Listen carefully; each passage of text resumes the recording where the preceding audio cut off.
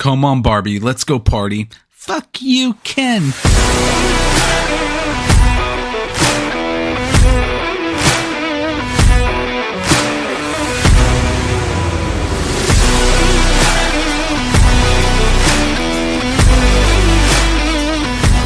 Welcome to another episode of Post Credits with Gil Garcia.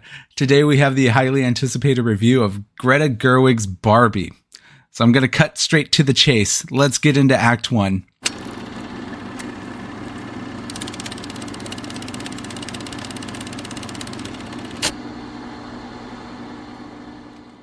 Barbie stars Margot Robbie as stereotypical Barbie, Ryan Gosling as stereotypical Ken. We have America Ferrera, Simu Liu, Emma Mackey, Will Ferrell, Michael Cera, Rhea Perlman.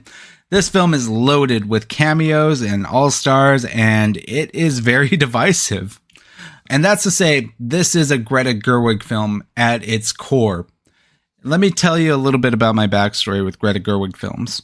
This is technically her fourth directorial film. She started off with a movie in 2008 called Nights and Weekends, and of course she hit it big with Lady Bird back in 2017, the Academy Award nominated film. Then Little Women, and now she's doing Barbie. I did not like Lady Bird. I'm going to be upfront and say it. I think Lady Bird is just not my cup of tea. It's very cleverly written, but I did not like it whatsoever. Little Women, on the other hand, I loved. I thought Little Women was a really good film.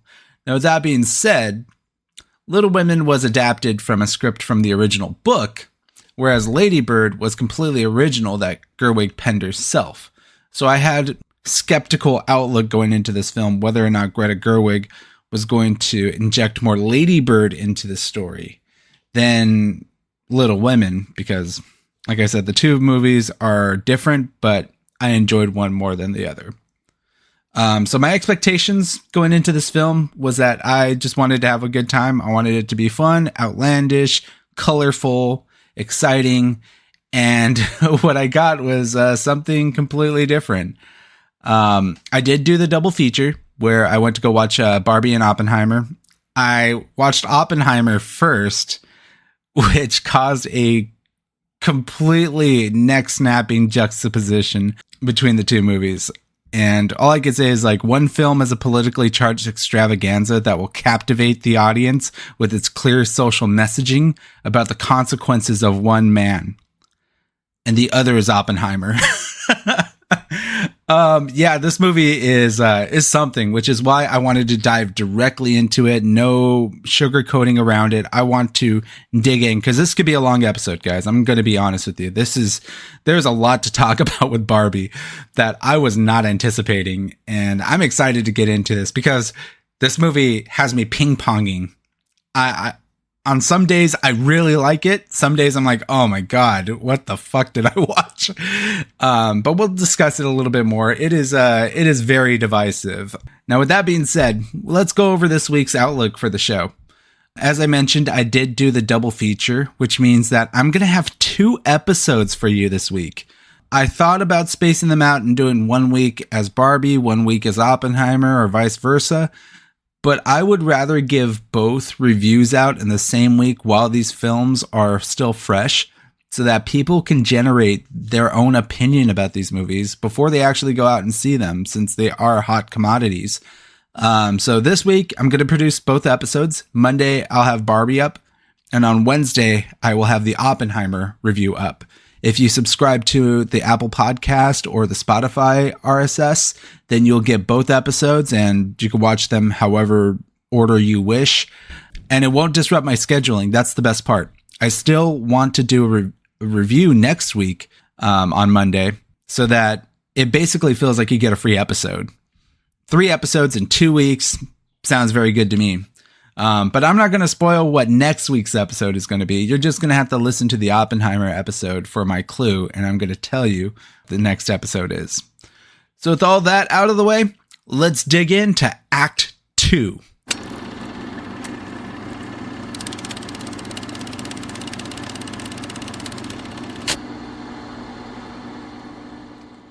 So let's be upfront about this. This is a very political film, and it was not intended to be subtle in any way.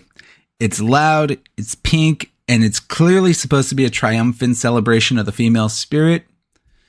And if you go into this movie expecting it to be some type of like romantic comedy about Barbie and Ken falling in love and being super happy all the time, then you're in for a bad time. This is a very in-your-face film about its messaging.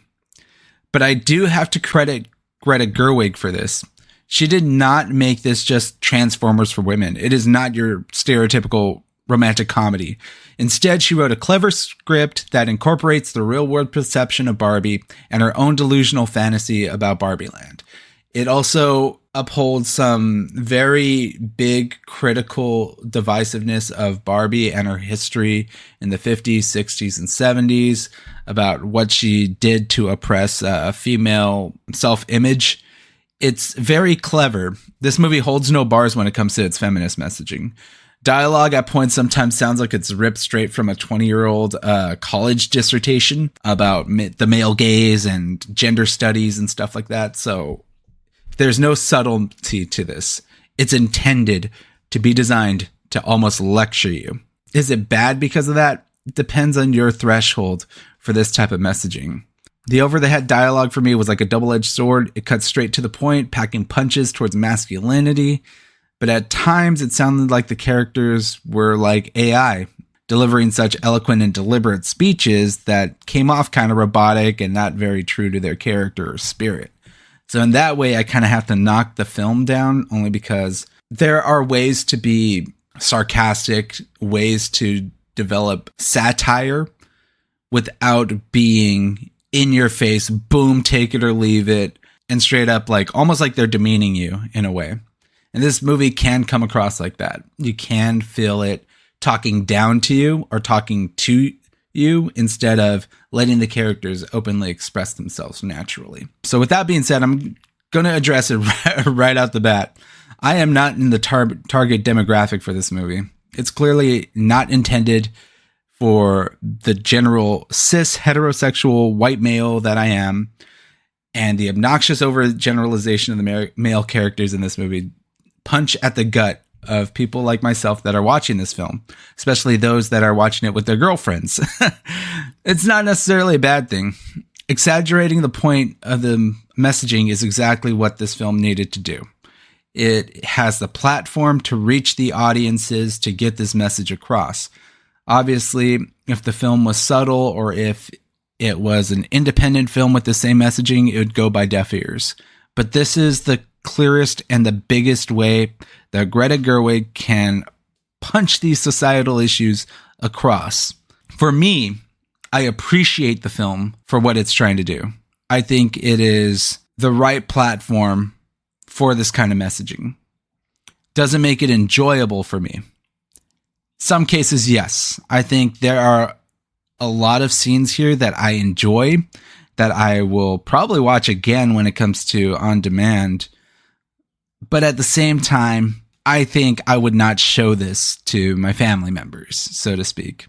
I think it is clearly designed for an adult audience, although kids will love the neon pink and the colorful set designs that these amazing filmmakers did for us. But the story is going to go so above the children's heads that they're not going to understand any of this. I do wish Greta Gerwig gave some redeeming qualities to the male characters here. I feel like they are very stereotypical and one note, especially the Mattel executives. Like that plot line alone, oh man, we got to discuss that. I think that plot line alone kind of knocks down this movie a peg for me. But with that being said, there's a lot of great performances here. I mentioned that they do talk about the male gaze and fragile masculinity, and that cannot be said without Ryan Gosling's performance. Gosling was a cartoon here. He was extremely over the top, but I enjoyed it. He was very fun to watch. He did also bring a sympathetic aspect to Ken that I was not expecting out of. So for that reason alone, Ryan Gosling was a standout in this movie, despite the fact that he is so one note and kind of kind of antagonistic. One character I did not expect to really like, but I did, was America Ferrera's Gloria. She's presented as an everyday woman that works at Mattel who ends up in this predicament because of Barbie coming into the real world. And Gloria does bring a lot of heart and soul into this film ultimately. And the connection she has with her daughter is kind of the point of the movie at the end. And it's the crux of the finale. Her connection with her daughter, I think, and it obviously happened in my theater, left a lot of audiences in tears. There's a shot at the end, I'm not going to spoil it, where they do show some home video, and it was very touching. And I think that's all because of the point that Gerwig put into Gloria and into her daughter in this movie to get that point across. And I really liked America Ferrera here. She was fantastic. She has a really good monologue in the middle of the film that had people cheering and stuff. So, I really liked those two characters. Now, as for Margot Robbie, I think she's fine here. She has a lot to do in this movie. But I think her character kind of comes off as mean-spirited in a way. Her antics and bullying of Ken is just, it's very upfront. But I think that's the point the film is trying to make. To be a strong woman in this world, you must shrug off criticisms, shrug off the word bitch and bimbo, and you must do what's best for you and beat to the tune of your own drum. And I was invested in Barbie. There is some really good scenes in here with Margot Robbie, and I'll go into in spoilers. But her performance here is fine. I don't think it's Academy Award worthy, but I do think it's fine. She is absolutely better than Amy Schumer, and we'll talk about that later too. But Margot Robbie here, she's very good, and I do not knock her down a peg. She is the perfect casting choice to play a stereotypical Barbie. Now, we can't finish this review without discussing the incredible artistry that's on display here. I mean, from the gorgeous pastels of the set designs to the neon costumes, the aesthetic of this movie is actually incredible. It feels like we are watching a little girl playing with her dolls. I mean, the opening sequence where Barbie wakes up, goes down the slide, and she literally has like the plastic milk carton and is pretending to drink stuff. It's hilarious. It's really cute. It's adorable. And I think it resonates with audiences because of their familiarity with how they played with their dolls. It's incredible. I loved it. I wish we had more of that in this movie, but I'm just glad for the sequences and the minutes that we do have those in. The original musical numbers were also very good here. Ken has this amazing song. It's hilarious. And Gosling's voice is surprisingly really good. I mean, I watched La La Land. I loved La La Land, and Gosling does do original music there. But I think this is even more of a showcase. His range when it comes to musical talent and acting talent. Even the opening scene, Pink, very fun to watch. And I think the energy of this movie is what's captivating the audiences. Now, we did mention the political overtones. I'm sad to say that for me, this movie felt like the Lego Movie in a lot of aspects, especially since they use Will Ferrell and Mattel. But it feels like the Lego Movie disguised as a societal message, but it's masquerading behind this like adorable plot and set design. And I think that's why there's so much backlash. People came expecting one thing, but the script subverts your expectations, and it is more of a political dissertation than it is a enjoyable adventure movie. In that way, it's different from the Lego Movie, despite sharing a lot of plot points. With that said, a lot of the plot points do get set up, but dropped by the third act. I mentioned that Mattel storyline. That plot literally feels like it was in the original draft of the script, but just got left out by the end of it. They set it up. They still keep Will Ferrell. They still keep the Mattel plotline in there, but it feels so out of place by the third act, and it goes unresolved in a weird way. I think they could have tightened that up quite a bit.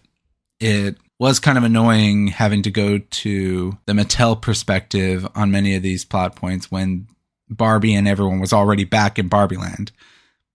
Like I said, we'll talk about that after the credits, but that's just an example of a plot point being set up and getting dropped by the third act. Now, award season. Will this movie take any nominations or Academy Award trophies home with them? Yes and no. My Academy Award predictions for this movie is obviously it's going to be nominated for costume design, visual effects, production design.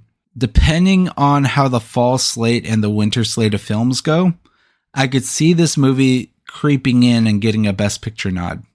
Possibly a Best Director nod for Greta Gerwig. The script, Best Original Script, is going to be a bit tough. Can I see it getting nominated?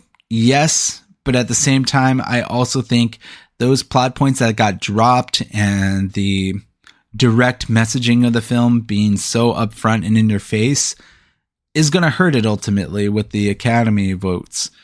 So I think it will get costume design, visual effects, production design, possibly Best Picture, and possibly Best Director. But I don't know if it will get Best Original Screenplay. So if I were to rate this movie, and we talked about it last week. Last week, I rated Mission Impossible Dead Reckoning Part 1 4 mozzarella sticks out of 5. This week, I'm going to grade it on dream houses. So this movie, for me, gets a 3.5 dream houses out of 5. Or, as Ken calls it, the Mojo Dojo Casa House. 3.5 out of 5. I think that this movie is really incredible to watch. A bit too upfront and straightforward with its messaging, but overall, it does have a lot of good sequences here to be a good time. Would I recommend it to my niece? Maybe when she's older. But at 5, she's not going to understand anything that's going on in this movie, and I think that's a big downfall of it. So 3.5 out of 5. It's a fun movie. I enjoy it, but I don't love it. If you're a woman and you grew up with Barbie, this is a home run. This is a knockout of the ballpark. There's nothing I could say that will dissuade you from thinking that way about this movie. It is a nostalgia trip. It is a empowering film for young women. And overall, I think it's going to stand the test of time. I think it might get better with age, honestly. So with that being said, that was Act 2, which was my spoiler-free review. Let's go into Act 3.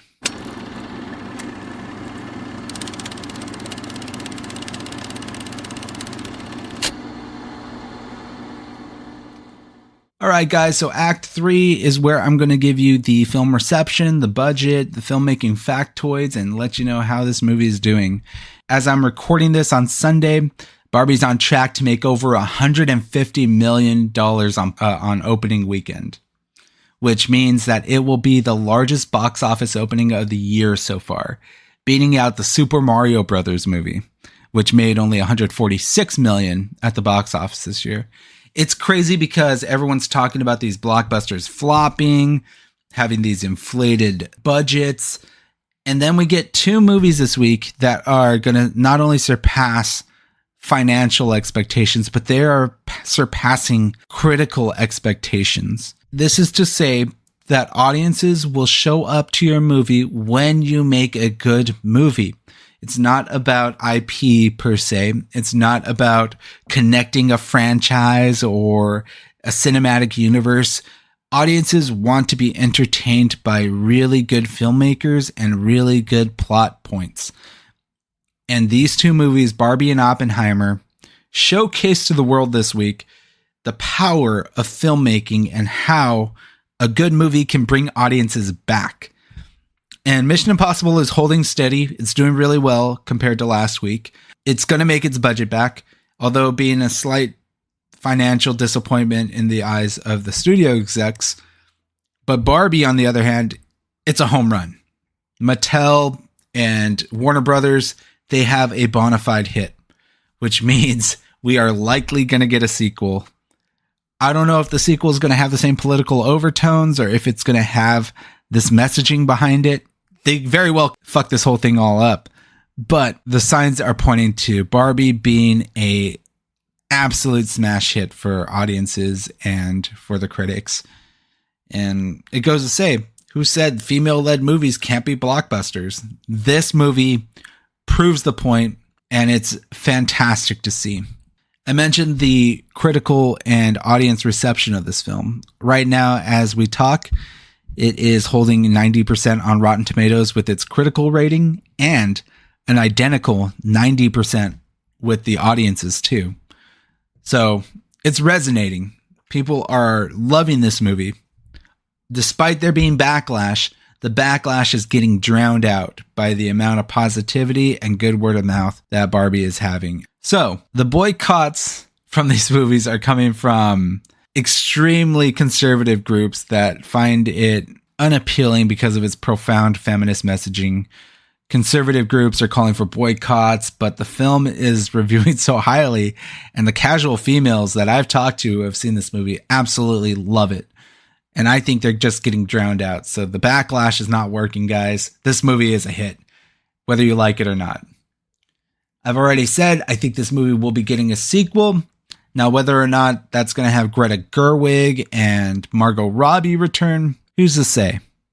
But if it's done on the level that this movie is, where the costume design, the production design is A+, I could see people coming back and watching a sequel. It's almost a surefire hit. I think it's going to happen. Now for filmmaking factoids.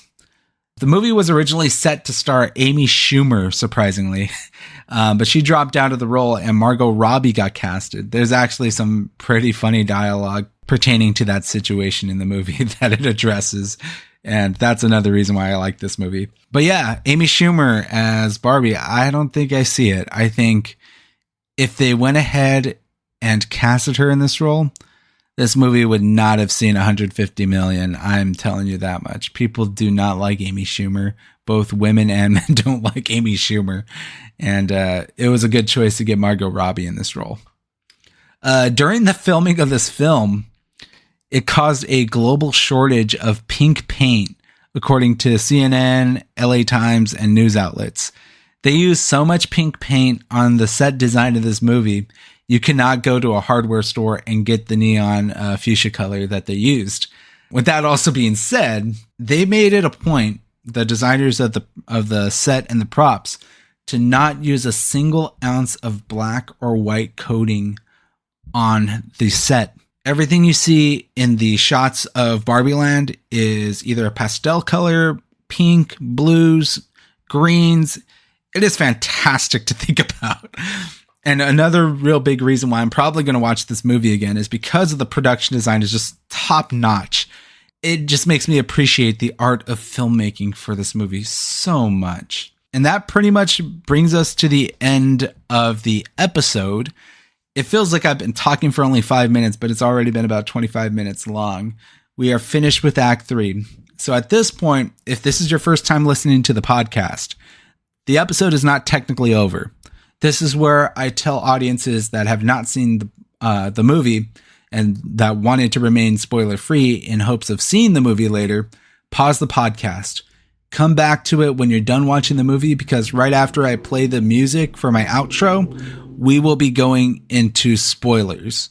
And we're going to be talking about the plot points and the direct messages that this movie had. So, if you have seen the movie, stay tuned. We'll be back right after the credits to discuss spoilers. I am Gil Garcia. I want to thank you guys for listening to another fun episode of Post Credits. Go watch a movie.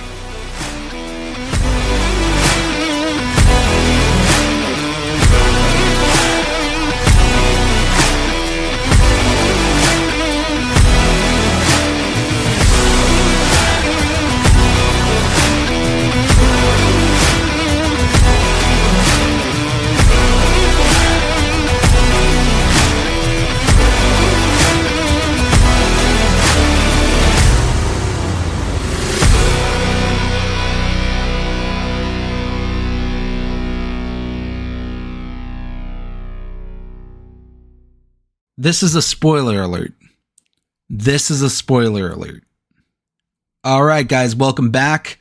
Now that we've gone past the spoiler alerts, it's time to dive into this movie, the plot points, and the not so subtle messaging that this movie has, and the reason why I gave it 3.5 out of 5. First and foremost, the film addresses the skeletons in the closet for Barbie. It acknowledges in a scene in a high school that Barbie is the culmination of years of public misperception of the female subordination and image of self-esteem. It attacks the idea that women must be perfect, they must be 100 pounds or less, with excellent body physiques and figures. And that aspect of the movie I really liked. The scene where Barbie is getting torn down by those high schoolers is so emotional and it's so prophetic.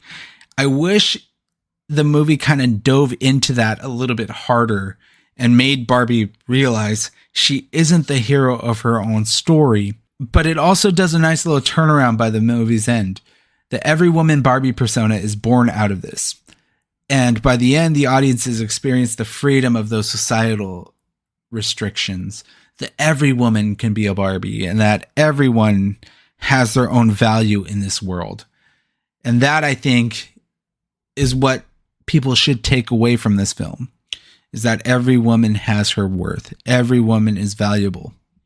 They are not these supermodels at all times. They are not these perfect human beings. They are not robots. And America Ferrera has an excellent monologue in the middle of this film that caused a lot of applause and ovations in my audience screening of it. And it basically encapsulates the thesis of this movie. And it's exactly what I said.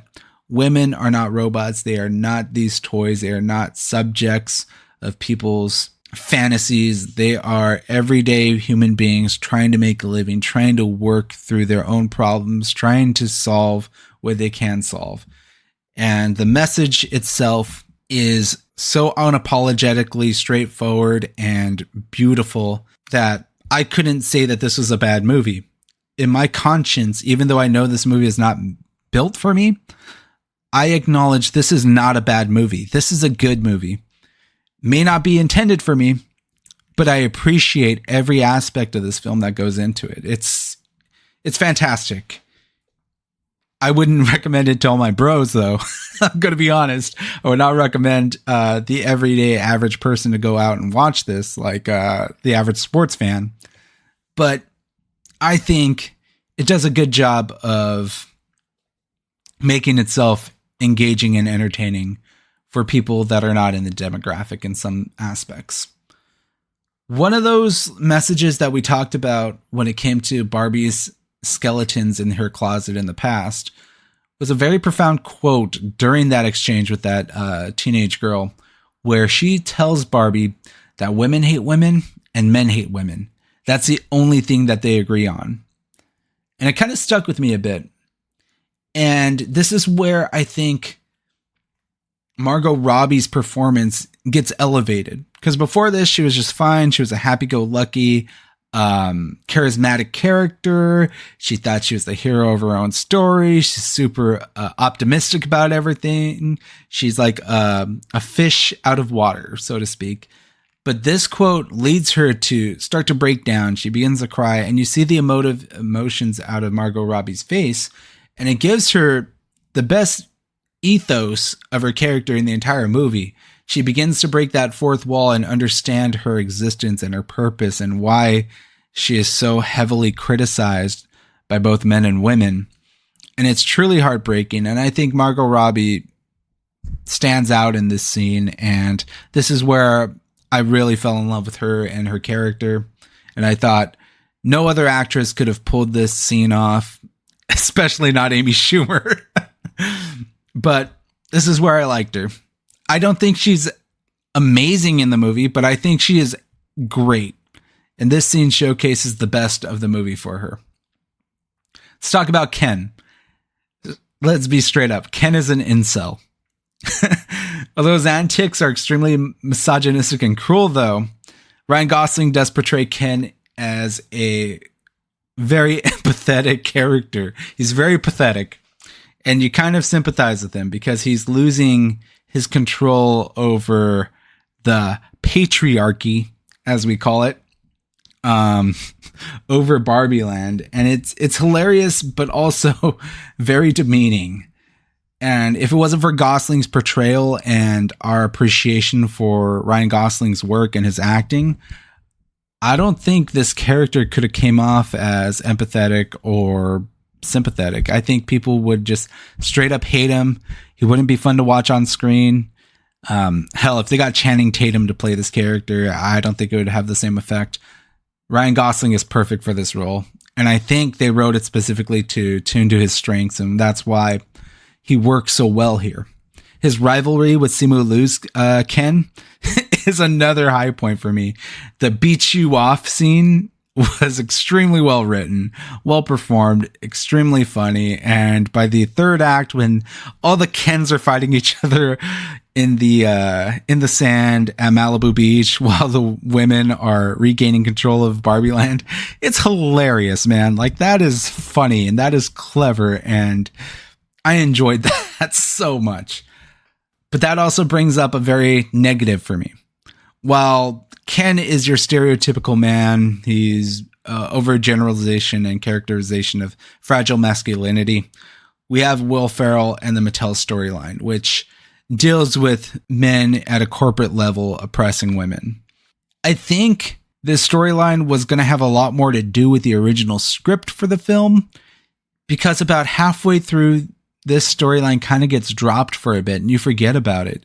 You get so invested with Ken and Barbie and Gloria and that storyline that you forget that the Mattel executives are chasing after her, trying to get her back to Barbie Land, which she goes back to Barbie Land on her own volition. It was completely botched. It was unnecessary here. And although I love Will Ferrell and I think he's funny, I think that this was just absolutely pointless, and it drags the movie down quite a bit. I did, however, like the shot of all the men in the suits riding that 8-person bicycle back to Barbie Land. Seeing them on Venice Beach all in these corporate suits with pink ties, like riding bicycles on Venice Beach. Hilarious. I like the visual of that. But the story itself, not very good there. And I think that might be the aspect of the film that is going to cost it a Academy Award nomination for Best Original Screenplay. Let's be honest there. Alan, the character that's played by Michael Cera, doesn't really have a lot to do here. He does get set up to have this like prophetic save the day moment at the end that you think is going to lead to this overall realization and epiphany for the character and his existence in Barbie Land. But no, it really doesn't go anywhere. I think Michael Cera is funny in it, but the character really doesn't have much to do. It's kind of a misdirect. He doesn't have a bigger role than what you're expecting, and he just kind of fades into the background by the third act. So another high point for me would have been Michael Cera, but like I said, he's kind of a throwaway character by the end, and I'm kind of disappointed by that. Another really good character in this movie, and she only shows up for about maybe 15 minutes, Rhea Perlman. Rhea Perlman plays Ruth Handler, who, if you guys don't know, is the creator of Barbie. She got arrested in the early 60s, late 50s for tax evasion with her husband over the funds pertaining to Mattel and their company. And the movie addresses it in what I think is one of the funniest jokes in the movie. She's having this heart-to-heart with Barbie, telling her about like how Barbie was intended to be a reflection of Ruth's daughter at the time, and that she even takes her namesake. And she tells Barbie to, let's just forget about all the tax evasion and criminal activity I did in the past. It's hilarious, man. I love that. That is a very funny joke. And when I researched this all before the episode, it's all true. Yeah, Ruth Handler was forced out of her company because of the tax evasion costs. That also put her on a probation with the police and the state. It was pretty wild. If you haven't had a chance, just research the dark history of Barbie, and they'll go into the details of Ruth Handler. But that plot twist was great. I enjoyed that very much. The other cameo that I want to talk about, John fucking Cena, dude. There's a scene where Barbie comes back to Barbie Land after Ken has taken over everything, And all the Kens are saying hi to her. And out pops John Cena as a merman saying, "Hi, Barbie." It's hilarious, dude. Like, I was so taken for a surprise by that. I couldn't help but laugh. Another really high point for me. And then, of course, they do reference the joke about Amy Schumer. Amy Schumer, as we've mentioned, was originally supposed to be the star actress of this film, but she dropped out. And in the middle of the movie, there's a joke where Barbie talks about being ugly because she doesn't have her makeup on. And the overhead narrator says, "Well, that's not true. Margot Robbie is actually very stunning. However, if this was a different actress, that point could be made." It's like dropping a mic. It's so hilarious, and it's so clearly intended to be at the expense of Amy Schumer. It's funny. Those are the kind of jokes that I wish this movie had more of. If this movie was full of that, this would be a 4 out of 5, a 4.5 out of 5. This would be one of my favorite movies of the year. But instead, it just comes off as very good. I enjoyed it a lot. I think talking about it in this podcast has made me appreciate it a little bit more. But this can't be said without the political overtones. I wish the dialogue was a little bit more held back. It wasn't so in your face about things. And I wish it understood the difference between satire and lecturing. So, and that's also what I want to talk about before we end this podcast. The conversation around the film pertaining to the conniving, politically charged propaganda piece. Everyone wants to say that this movie is propaganda, and I believe it does border on that sometimes. But I feel like this is the movie that needed to have that message slap you in the face. Hundreds of movies go unseen every day with these societal lessons and facts, without ever getting a sniff or a hint at their importance. The movie reaches its audience in exactly the platform to showcase the follies and the hurdles that women have to go across to overcome adversity. Will younger audiences understand that point? Maybe not, but that's the beauty here. This is a movie that serves both generations of women. Young women can love the movie for the spectacle and the humor that will keep them glued to the screen, while the older adult women will appreciate the message behind everything that's being presented here. We've said the word home run a lot on this podcast. I didn't expect to say that, and I apologize for saying home run so much, but this movie really is a home run. It hits on both demographics that they wanted to hit on. If you're a man going out to see this movie, just prepare yourself. This movie is not intended for you. It's not made with any subtlety. It might rile you up. It might anger you. You may want to walk out of the movie, but I think that this is something to hold on to, continue to watch it the whole way through before making your opinion, and see how the movie resolves itself, because I think the resolution at the end is prophetic. It's good for both male and female audiences to understand. And that's why I can't in good conscience say that this is a bad movie. This is a very good movie. It's extremely well made, despite the fact that it does hammer its message over your head quite a bit. So that ought to do it for me. I feel like I managed to rattle off the last bit of this movie pretty fast, and I'm actually pretty proud of this. This was a lot of fun to do. I wrote over 1,500 words for the review of this episode in preparation and research, and I think that this is probably the most fun I've had looking into a movie and researching a movie that I didn't really love per se, but I do love talking about it. This movie will have legs to stand on after it comes back to VOD. People revisit it. And as I mentioned before, it will get better over time. I think people are going to look back fondly at this and be like, oh yeah, it wasn't just a Transformers movie. It wasn't just a Legally Blonde or Pretty in Pink or any of those stereotypical 80s films. This is of its generation, of its time. It is prophetic, it is profound, it is politically divisive, but at the same time, highly enjoyable. And that's all I got to say on Barbie. So I want to thank you for listening to this episode. If you haven't already, I would appreciate a like and a review on Apple Podcasts and Spotify.